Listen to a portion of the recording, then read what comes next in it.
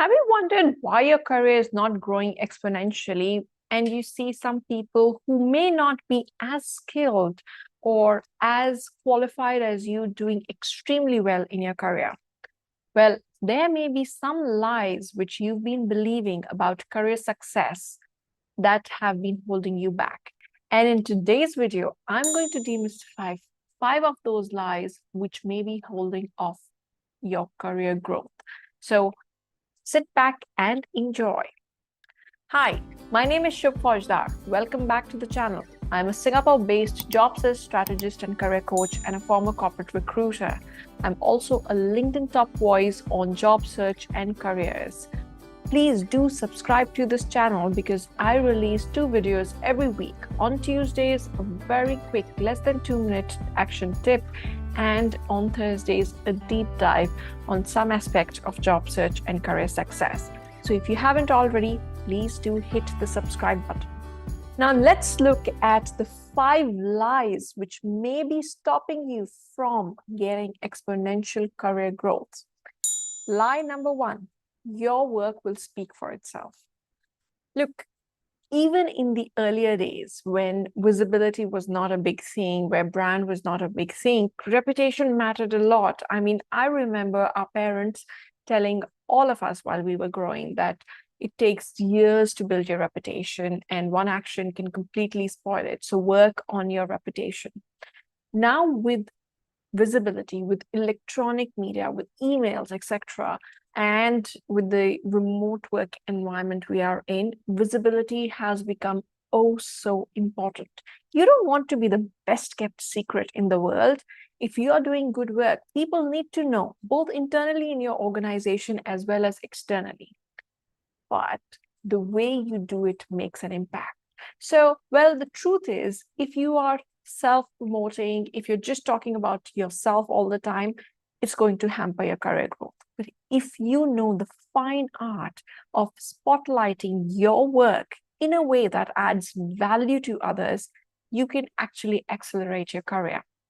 So don't wait for somebody to find you and the amazing work you're doing. You have to stand up for yourself. You need to let it be known. It's not your manager's responsibility to find out what amazing work you're doing. You need to keep them posted.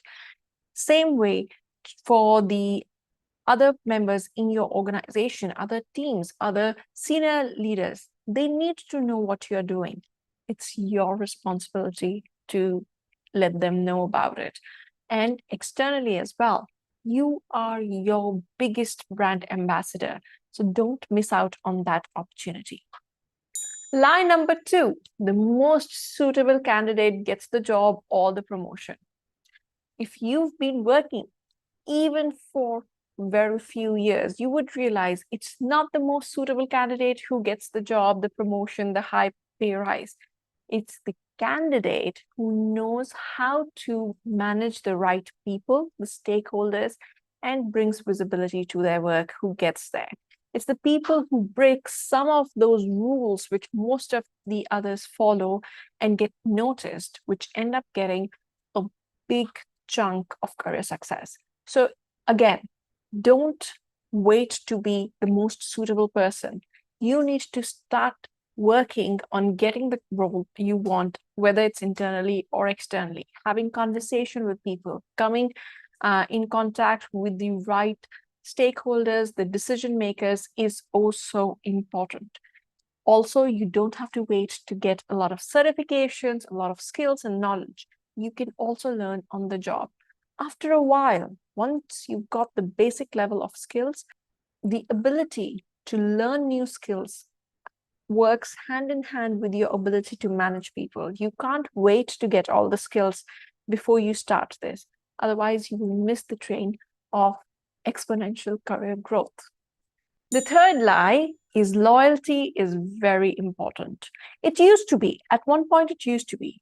There was an unsaid agreement between companies and employees where employees will be taken care of. There was not a lot of restructuring, layoffs, firing, and in return, employees would work with the manager and the company in good times or bad. But now that story has flipped. Companies do not hesitate to go on restructuring, redefining roles, recalibrating, whatever you call it. It's basically resizing or right sizing. It's a way for them to take out people they do not want in the organization. So if you've been holding off on accepting good roles because, hey, the manager needs you right now, the team is not right, please reconsider that. Sometimes you get amazing opportunities, which I've seen in my experience. Candidates decline because of this wrong sense of loyalty. Loyalty needs to exist both ways. So when companies are not looking at loyalty, you're doing your career a big disservice by staying on in a role just for helping out the organization. So always stay in a role where either you're being compensated well or you're learning new skills. Lie number 4, you don't need to negotiate salary because you will come across as greedy, or the company knows the right salary, or you will be over budget and not get roles. Look, always negotiate salary. The first offer which a company gives is never the best offer. And gross salary is not the only thing you can negotiate on. There's so many other things you can negotiate on. The benefits, flexibility, bonus payout, even doing an off-cycle salary review. So always look at how you can get to the right level of salary. Of course, know the market, because you don't want to be overpaid for a role that puts undue pressure, but you want to be rightly compensated. And the final line, and I think this hampers growth at all levels. I've seen senior people do it as well. When you believe asking for help is a sign of weakness. That's so not true. Look, again, you don't need to know all the right answers. You need to know certain level. You need to know what you need to get done, why. But sometimes the how is better managed by other people.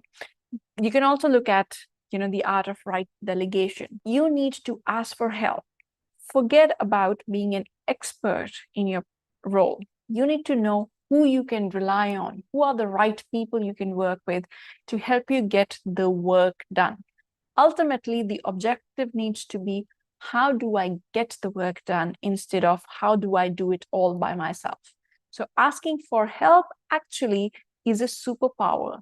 And very few people are good at asking for help because of this very lie, where it comes across that asking for help is a sign of weakness. So I hope these 5 lies that may have been stopping your career growth have been demystified. Are there any other lies which you have found in your experience which hamper the growth of a particular person? Please do send them in the comments. I would love to read them. And as always, go make an impact.